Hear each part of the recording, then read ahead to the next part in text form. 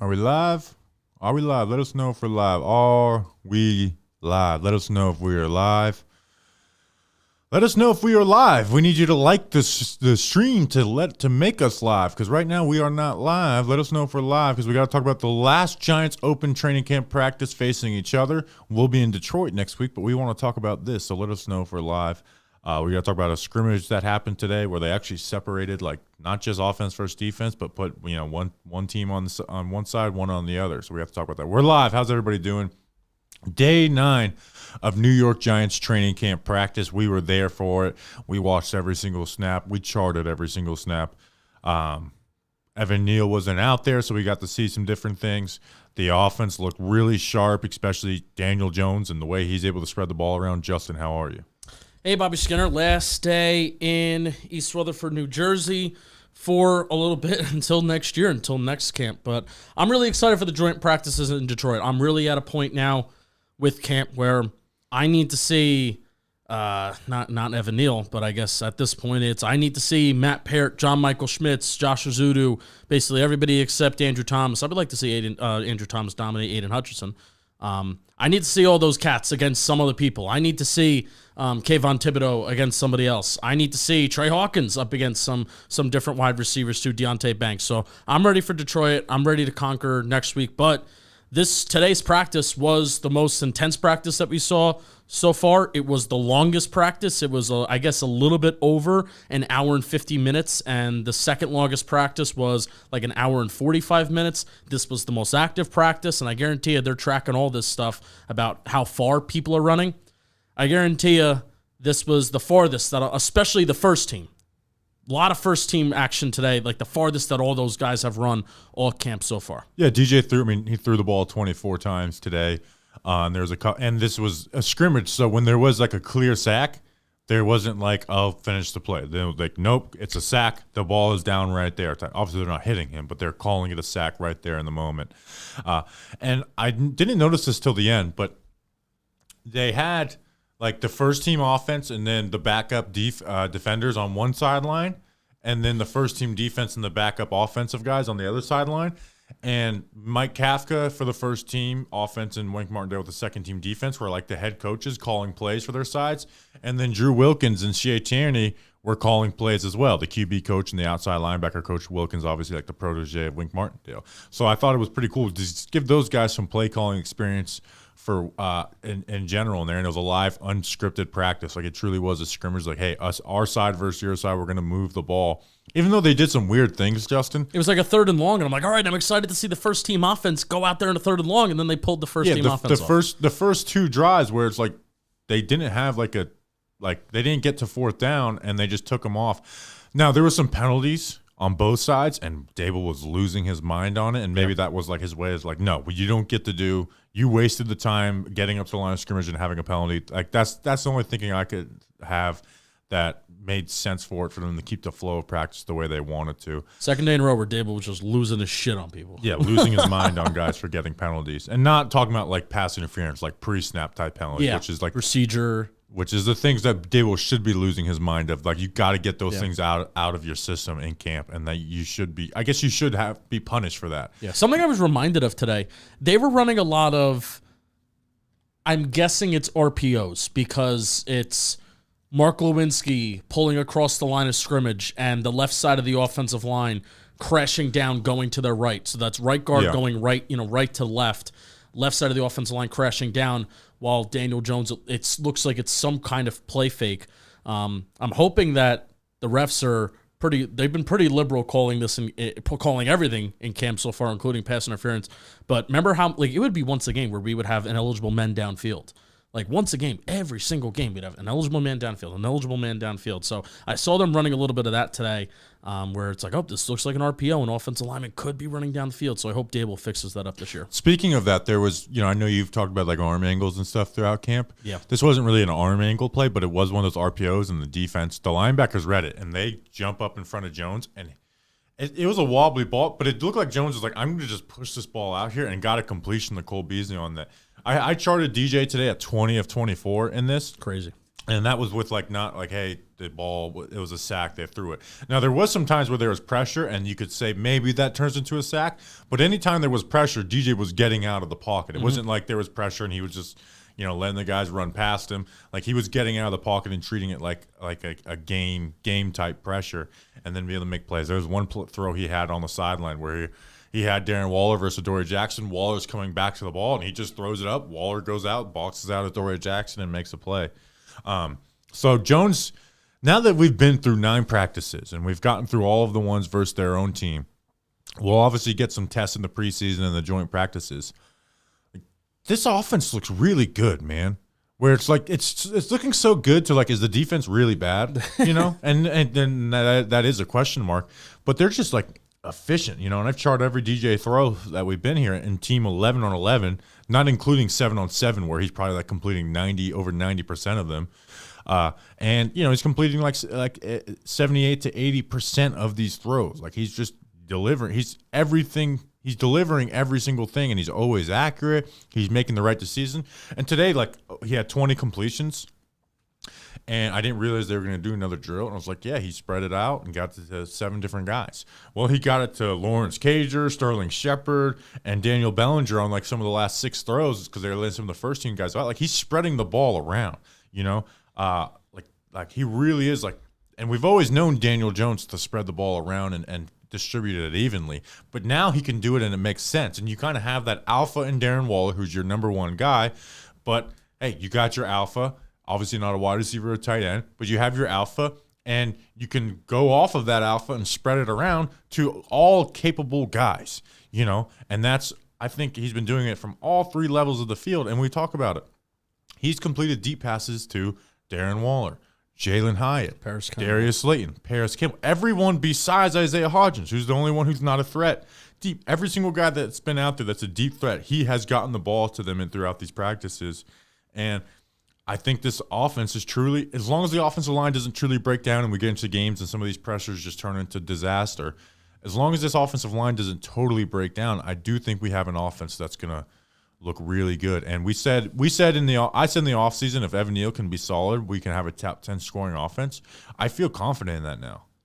It just seems like Daniel Jones has a very, very good understanding of who to throw the ball to and when to throw the ball to them. And I know you just touched on a little bit, but he seems like he has a very, very good understanding of, in this situation, I know that like 3rd and short, we've seen like that option route that Cole Beasley runs, where it could be a curl. Most of the time, it turns into like a quick out. That's when we've seen like Cole Beasley really be utilized in the slot. When it's like a 3rd and short, Daniel Jones is just going to get the snap, and the ball almost comes out immediately. So it seems like that's where you can have like a Cole Beasley, Daniel Jones connection. Isaiah Hodgins, it's like something similar, red zone, utilizing the quick passing game and things like that. Hyatt, it's like I'm really interested to see what Jalen Hyatt's average depth of target is going to be this year, because, man, he's like only been targeted with the first team 25 yards down the field, where it's like, oh, you can't replicate that offense from Tennessee. And it's like, yeah, through camp so far, it's kind of been replicated a little bit. He was with the second team today with Tyrod Taylor, and the Giants posted this, and it was a beautiful, beautiful play where he's running a corner. He works an inside track. He tempos the route. And then when he breaks, like he gets, Amani Rory, so he's a very influential DB, but gets him, like, works an inside track and then pops it out, and it doesn't even look like he's sprinting, like he's just working his timing. And Amani Rory, like, my favorite part of this clip is that he's getting into the corner of the end zone, and Rory is trying to get a defensive pass interference, and he's literally flailing his arms trying to get a defensive pass interference. Just can't catch him. Tyrod drops in the bucket, and he catches it. So. And today we saw when they started, they had Hyatt over Isaiah Hodgins. Obviously, Hyatt got reps. He even got a couple reps with the 3rd team with Tommy DeVito today, and they're not like making him a surefire. He's not at the level that Darius Slayton and Paris Campbell are, where they're just only getting first team reps in the majority of them. But they are truly splitting it with Isaiah Hodgins. And today, when they did their walkthrough to start the practice, Hyatt was out there. He's been getting more and more. And that's the impressive thing. There's a plan for this dude. Yeah, but I think he's earning more and more. Where at the beginning of camp, it was, okay, well, we're asking, what is the role? And now, as camp continues to go on, he's getting more and more first-team reps. And, even like you said, even running out there with the third team, so they want to continue to get him out there, get him that exposure and stuff like that. So really cool to see Jalen Hyatt. And again, I'm curious to see what his average up to target has been because I'm not sure he's had a catch under even the whole shot one. Do you think that was over 20 yards? Yeah, that was like a 20 to 25 yarder. So throw. I'm not sure he's had a first team catch. He's had two that weren't deep for the first team in 11 on 11. They still pass the sticks? I can't remember one. One might have been like 8 yards or so. I'm interested to see that number come the end of the year. Yeah, Hyatt actually in 11 on 11 doesn't have a ton of catches from Jones because that's when you're dealing with the pressure and stuff like that. Now he's got like on 7 on 7 he's got more, but in total he only has 4 catches in 11 on 11 with Jones. Now he's obviously gotten a lot with Tyrod Taylor where he's popped some big ones. But usually when he catches the ball in 11, it's like huge and it's like whoa. Yeah, you know? I mean it's been essentially every day since for the last 5. So he didn't really practice much yesterday. So let's just throw that out because they didn't really give him any run yesterday. Mm-hmm. So that's 8 practices. The last 5 practices, he's created big plays in all 5. I would agree with that. Yeah, and every single one of them. So there's going to be a plan for this guy. There is a plan, and I'm excited to see it. Not just there's going to. Matt Parrott was in for Evan Neal today. I want to save a little bit of this for the pod. Just Matt Parrott. He is truly the swing tackle, but Kayvon got him a few times. Now Matt Parrott doesn't look lost out there, but Kayvon got him a few times. But it actually gave me it was like kind of a backhanded compliment for Kayvon that he had his best day versus Matt Parrott, which I guess is rightfully so. But it's not like he was out there doing really good versus Neal either. But that kind of gives me a little bit of hope with Neal. It's like, okay, there is a noticeable difference between you and Parrott, where last year I don't know if there would have been a huge difference between those two guys. And really, I give a nod to Matt Parrott too. I would have thought that it would have been a lot worse against Kayvon. Like I think Kayvon had 2 sacks today. One might have been on a free rush, and then another was DJ kind of running around. But I'll give it to Kayvon as like a legit sack. So Kayvon got back there a few times. I thought it would be a lot worse for Matt Parrott though. So I'm giving kudos and credit to Matt Parrott. Like contract summer. I've officially given Matt Parrott this designation. It was the summer of Richie James last year.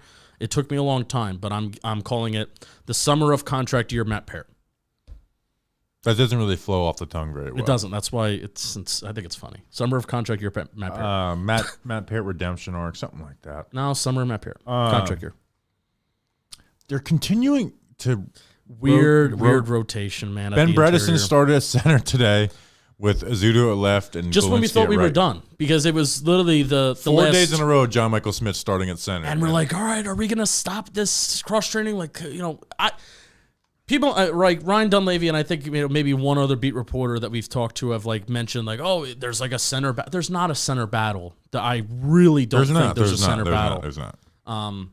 But they're still kind of going in and out with John Michael Schmitz. Like I said, they haven't done it the last 4 days and.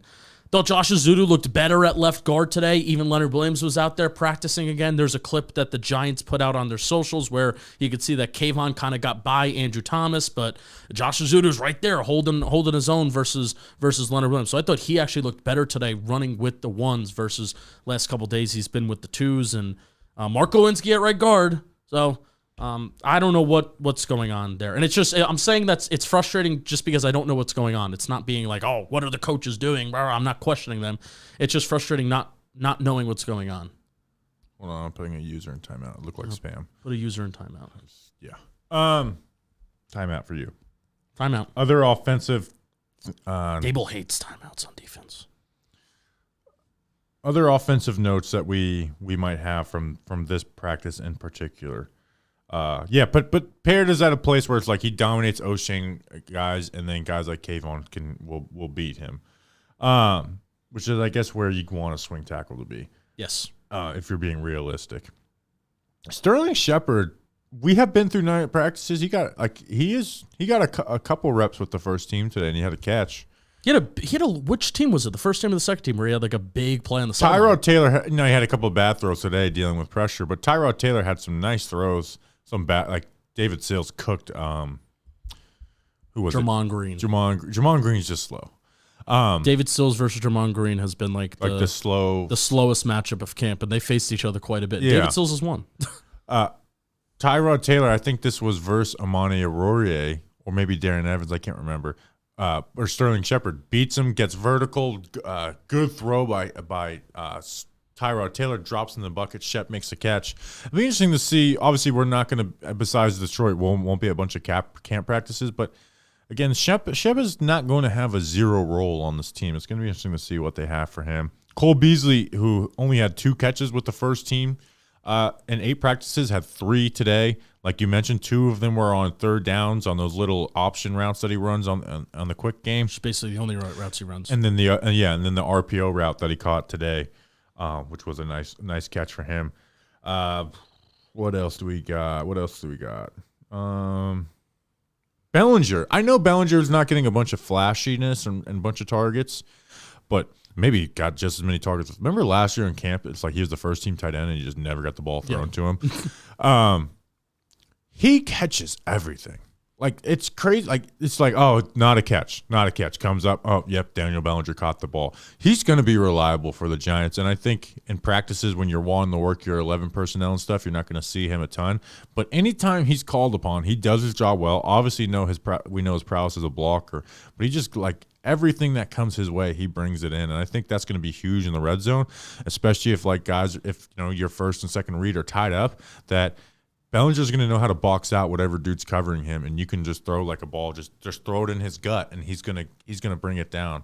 And I think he's going to be really valuable in the red zone this year. Speaking of tight ends, something that I think I've noticed this throughout camp, but I really kind of just took it in for the first time today. Darren Waller doesn't participate in any blocking tight end individual drills. Nothing. And so there's a period of practice where the tight end individual, he's standing with the tight ends when they're working on blocking stuff. And then when it's the throwing portion of individuals for tight ends and wide receivers and quarterbacks, Tommy DeVito throws with the tight ends, and you have Tyrod Taylor and Daniel Jones are throwing with the wide receivers and individuals. Darren Waller does not go with the tight ends, you know, because they put they did it one day. He dominated Bobby McCain. Like, all right, go with the... Well, no, I'm not even talking about 1v1s. I'm talking about just individuals. Yeah. And the rest of those tight ends, they'll put their hand in the dirt. Darren Waller goes with the wide receivers where obviously they're not putting their hands in the dirt, which it's an interesting observation as we've seen throughout this camp, how I would honestly say, like, it is a 85-15 where Darren Waller is split out wide or in the slot versus his hand in the dirt. Now, I know it's camp. They're not running the ball. They're not showing a ton of running formations. They're not even running the ball a lot in general.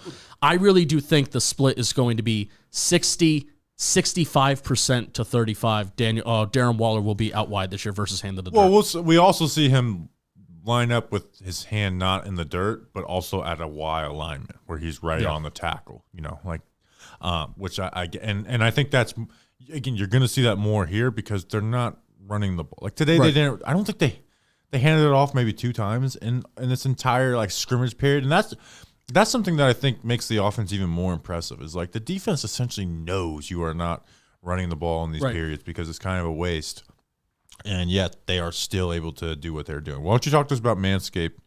I was about to retweet the stream. I'm going to retweet it. Retweet the stream. I got it. And then talk about Manscaped. Read Manscaped, talk about Manscaped, and I'm gonna do it.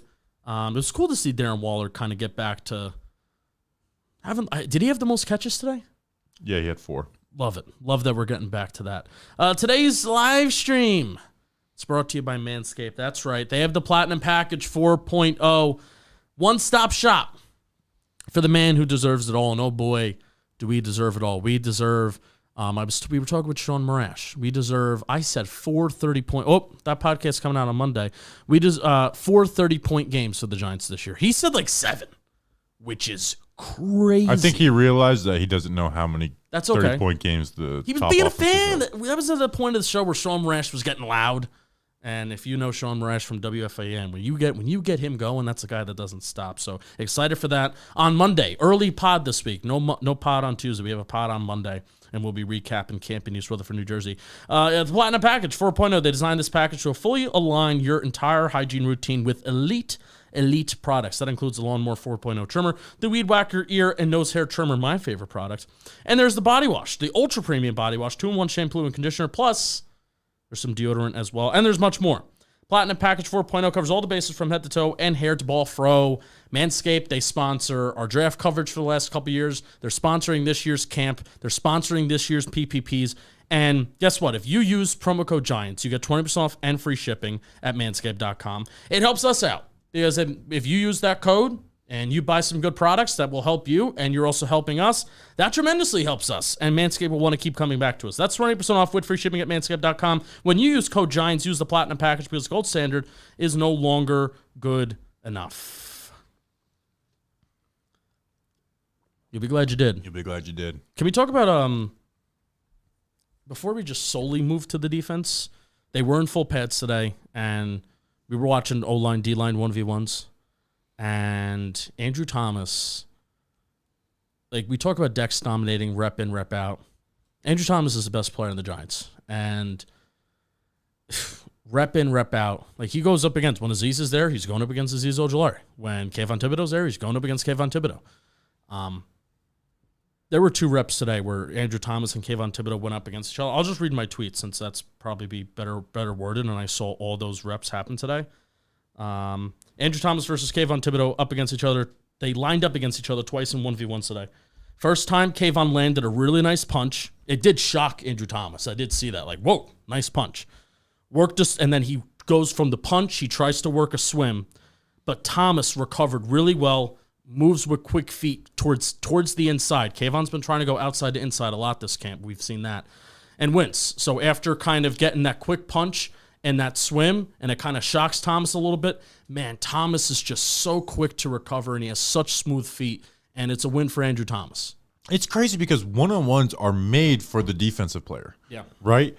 Like if you see like a highlight and a guard is getting pushed back like 3 or 4 yards, and like in a game that's not great, but in a one-on-one, as long as he's staying connected and not losing, the leverage battle, that's fine.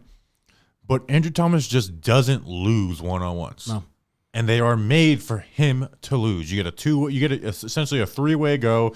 You don't have to worry about any type of run support. You don't have to worry about keeping the quarterback in the pocket and containing him. It's just, hey, go beat this guy any way you want. And that turns and we look at the Senior Bowl and stuff, and I think there's one-on-one type players. Where it's like I think O'Shane Zimenez is a one-on-one type player where he looks great in one-on-ones. Even though Parrott got his ass today. But Thomas just dominates these dudes down. Like he hasn't lost a one-on-one rep, which is very exciting. And then the next matchup, Andrew Thomas puts Kayvon Thibodeau on his fucking ass. Yeah. Just pancakes. So Kayvon tries to work a little power and then go inside, and then Thomas locks on, and Thomas turns it into a run block. Like he's like, oh, I got your ass, and just literally puts him on his ass. Through him. So Thomas is having he's better. Like he gets better every. What year will we watch Andrew Thomas and he's not better than last year? Which is crazy. He's the best player on the team. Absolutely, best player. I do think he's a better player than Dexter Lawrence. I would agree with that. 100%. We also saw some. We didn't get to see this play. They lined up in 13 personnel. Oh, but they were 4 wide. They had everyone Bellinger was the farthest out, and then you had Waller and Cager in the slots. And it was it looked like 10 personnel, 4 wide, 2x2 set. And they had some 13. false starter shit. And then they were like, nope, we're not running that play anymore. So I was very aggravated. I wanted to see that play. And another play I really, really liked. They line up Paris Campbell in the backfield. And then they line up Waller with Saquon stacked behind him, right? That's a lot of little things you have to account for as a defense. With Campbell in the backfield, Waller and Waller and Saquon stacked on each other. Waller kind of gets physical, works it out. They've got some eyes on Campbell, and Saquon runs a slant, and bam, wide open. And we've talked about Saquon not getting anything besides checkdowns. Today was a different day. Yeah, that wasn't a check down. That was getting Saquon Barkley involved in the receiving game, and I really like that. Yeah. So it kind of obviously the other teams aren't watching the stream, but when you see Campbell in the backfield, I'm almost looking for Saquon to get the ball and not Campbell. It's I look at those plays as either Waller or Saquon's getting the ball. Like we are doing all this to design a play to get the ball in our best playmakers' hands, and that's obviously Waller and Saquon. Oh, thank God the Cowboys aren't watching the stream. They ran a fake field goal today. Yeah, they ran a fake field goal where Jamie Gillian did a rugby toss to Daniel Bellinger, and it was a touchdown. It made me think back to 2020 where it was Giants Cowboys, and Matt Parrott was an eligible man downfield, maybe, or something like that. And illegal procedure because he was moving when the ball was. It was so he dumb. didn't get set for a full second. Evan Ingram had a touchdown catch. That was Cam Fleming. Don't put that slander on Matt Parrott. So sorry, Cam Fleming. Don't put that slander on. Don't put that evil on me, Ricky Bobby. Xavier McKinney. Now today wasn't like a day where he was targeted a ton. I don't know if putting him in man coverage is great. Like we saw versus the Eagles versus Dallas Goedert own him. I punched Dallas Goedert in the face of South Dakota. Bellinger just beats Xavier McKinney. Not like cooking him, like getting wide open, but it's just like he gets enough at the stem and it's physical enough. And then obviously Bellinger catches everything where it's like you don't see McKinney breaking up those plays. Now McKinney did have a nice breakup on a different play. Also, Bobby Okereke. This was one of the stops that the Giants defense got in the red zone. They threw like a little 5-yard hitch to Darren Waller. Who broke it up? Bobby Okereke had his ass blanketed and broke it up. So that was really nice to see Bobby Okereke do it. But we've went through 9 practices, and the first team defense has not gotten an interception. No. And when I say, and on the flip side of like Daniel Jones is completing 78 to 80% of his passes, the flip side of that is that the defense is not stopping. They're not even like breaking up. Deontay Banks will have a pass breakup now and then. Maybe a Dory Jackson. You just mentioned Bobby Okereke. It hasn't even felt like there's been like a ton of pass breakups or like guys just going after the football. You know what I mean? I mean, he has completed like I said, almost 80% of his passes. And then on 7-on-7 it's probably like 90%. Yeah. I want to see if I have the stats from last year's camp, because last year's camp, I remember it was like if they completed 60% of the passes, it was like their best day. Good day. So I'll just keep scrolling my phone until I get around that time last year. Timon Fox. Yeah, I think Timon Fox should be higher up than O'Shane Ximines on the depth chart. Yeah. Like Timon Fox has good reps in one-on-ones. I think he can be a better run defender. Rushes, I think, with a better plan than O'Shane Ximines. He doesn't have he plays harder. He doesn't have the lateral mobility that O'Shane Ximines has, but I think Timon Fox should be that guy. And also Jahad Ward. He's coming back today. He puts a helmet on. He has not competed in team drill since the first practice? Yeah, he's out there in pads and he's what is going on with Jahad Ward? He's doing some stuff in individuals, but not even doing one-on-ones. Like anything that is competing against offensive linemen, Jahad Ward has just flat out not been out there. He's running on the side. It's not like he's not doing anything. I see him running every now and then. I don't know what the deal is with that. I'm glad Leo was back, because there was a little bit of like fan conspiracy if he was out for I was part of that conspiracy. I'm like 2 days of rest in a row, but then they did 2 days of rest with Aziz. I'm like, okay, that's something they do is 2 days in a row rest. Yeah, well, they would be, even it's going to be 3 for Aziz since they have off on. Well, and it was Sunday. 3 for Leo because they had the day off before his 2 days. So I guess that's what they're doing with people. But hey, it's working. Yeah. Yes. And what have the injuries been? Evan Neal concussion that has nothing to do with the field or workload. Correct. Ryder Anderson triceps had nothing to do with field or work ethic. Like, what is any other guy that has more than like a 2-day tweak injury? Yeah. Like Jeff Smith, what was that? But again, not like a player that we're really, worried about. Sorry, Jeff Smith. Yeah. So it's obviously it's only 9 practices, so things can change. But I think they, I know you're trying to do the summer of. I know you did the summer of sports science yesterday. Summer of sports science. Yeah. Research Rick. So shout out. Maybe it's working. Let's get some chats in before we go. Yeah, and I do want to say, it feels like it's ending, but we still do have to go to 2 more practices in Detroit, and we'll be streaming after those. But the reason it feels like it's ending is because the fans aren't going to be there with us. Yeah. And I do want to do a thank you to everyone. These streams have been popping off. They've been getting great views.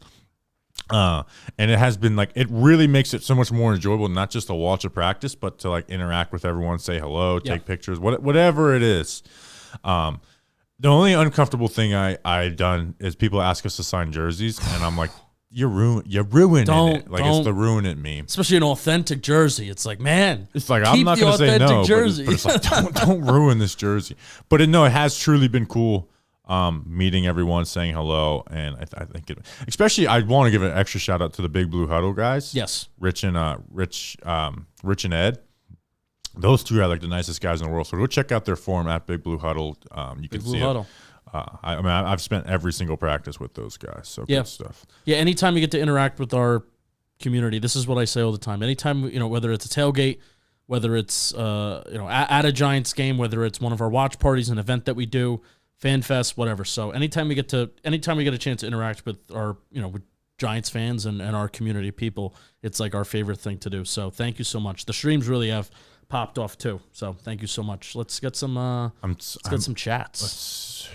I might have made it to Daniel Jones. Bobby, will you sign this glizzy? Did I? Look, I'm looking at last year's. Had Daniel Jones at 5 of 16 with 2 interceptions today. Like that's something that happened. Mm-hmm. I'm seeing if I'm at the point that I. Oh, we didn't talk about this. We expressed a little frustration of not having clarity about the interior offensive line, and it's still the same thing at corner too, where Darnay Holmes is still running with the ones, and it was still at a point during practice. It was Adoree Jackson, Trey Hawkins, Deontay Banks was out there. Trey Hawkins is not getting second team reps; he is solely getting first team reps, and if he's not on the field during the first team when they have Adoree Jackson, Deontay Banks, and Darnay Holmes in the slot, then he's just not out there. Like he's not with Trey Hawkins is solely getting first team reps right now. And Darnay Holmes is and Darnay Holmes is the starting slot corner until I see consistently otherwise. Yeah, I want to talk a little bit about that more on the pod. Let's get some more questions. Player you're most excited to see against Detroit? Kayvon. I want to see Kayvon. Like all right, let's not be happy that our tackles are doing well. I want to see you go and beat Penei Sewell, who's I think is ascending to the best right tackle in the NFL. Yeah. JMS. Would Neal play at first preseason? I don't even think he would. We didn't even see him out. I doubt he even travels to Detroit. So no, I don't see Neal playing. Hopefully he's good for the second preseason game because I think he does need some preseason reps. Darnay's good against the run. That's not a reason to solely start you at slot corner. I'm sorry. Rick Bowman, what was the feeling after last year's joint practices? What do you want? So last year the only one was against the Jets, and it was for one day, and we weren't there. We weren't there, but that was a day where Daniel Jones was like cooking the Jets, from what the reports say. So hopefully we get that again. This is an interesting. Just one more thing on the joint practices. I think I'll try and remember this for the pod too. I'm glad that I thought of it. The Lions is an interesting kind of matchup because the things that they did offensively last year, the Giants' defense were terrible at. Between what they do with running the ball. And then also the Giants' offense, even though that was one of the most 20+ yard plays that they had in a single game, most of it was in garbage time. So this particular opponent, because of how we matched up with them last year, especially for our Giants defense, I'm really interested to see the results this next week. Yeah. What did you just write down? A note for the pod, because someone meant Flott's better on the outside. I'm actually going to address that on the podcast coming out Monday. Yeah. All right. We do truly appreciate you guys. I'm sure we'll say that on the podcast too, but really do appreciate you guys. I'm looking forward to next camp. Like right now, my mind's like, man, I can't wait to next camp to do it again with you guys. It's not even on week 1, even though I am freaking pumped for week 1. I want to see this offense cook. Well, I got everybody here. If you're coming out to any Giants games this year, we're still working out some details about tailgates, so I don't want to promise anything. But L16, lot L16, it's right pseudo by the racetrack. I know it's by the Pepsi gate. It's a little far back, but come out to L16, our tailgate, our Talking Giants tailgate. Every single week we're there at 8 a.m. So if you're coming out to Giants games this year and you want to continue to interact with us and interact with our crew, that's where we'll be. We'll see you then. Until then, let's go Big Blue.